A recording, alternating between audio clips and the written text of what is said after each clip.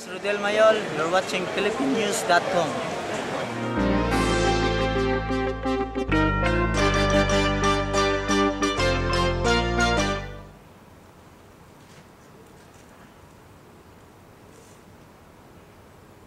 When supper was ended, he took the cup again, he gave you thanks and praise, gave the cup to his disciples and said, "Take this, all of you, and drink from it. This is the cup of my blood, the blood of the new and everlasting covenant."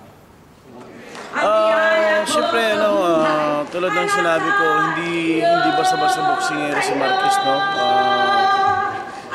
Ever since na si Marquez lagi yung kalaban natin, sinasabi ko nga kontrapilo tayo lagi doon.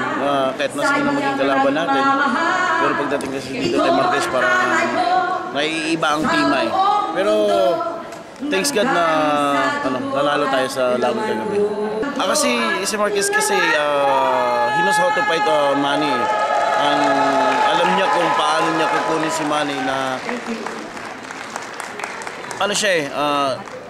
sumusugal siya Okay, tatamaan mo ako pero tatamaan din kita pagkatapos mo. Yung parang sumusugal talaga siya.